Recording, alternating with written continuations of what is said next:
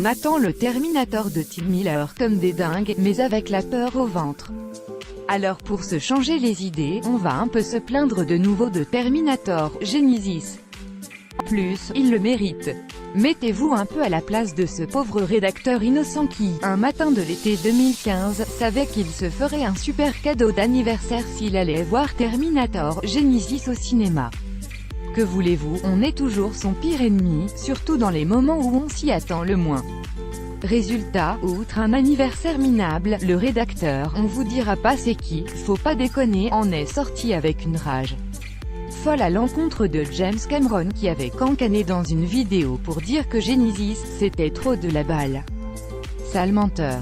Vous n'êtes pas sans savoir que Genesis devait être le point de départ d'une grosse franchise qui rebootait tout ce que l'on connaissait, que d'autres films étaient prévus mais que face au peu de succès de celui-ci, tout est tombé à l'eau.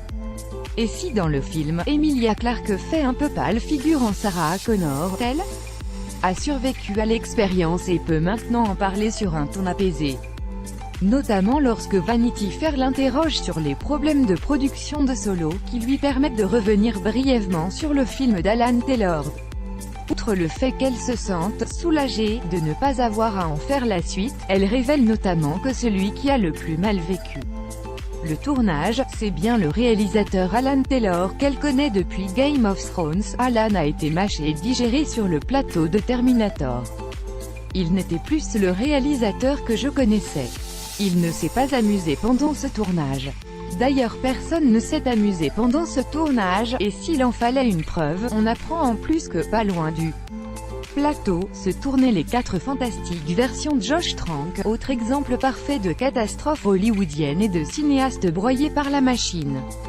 Mais le tournage de Genesis était tellement catastrophique que l'équipe des 4 Fantastiques arborait des vestes où était imprimée une mention lapidaire, au moins nous ne sommes pas sur Terminator, ce qui donne une bonne idée de l'ambiance.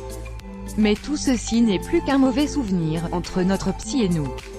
Parce que le prochain Terminator, c'est sûr, va tout défoncer le 31 juillet 2019.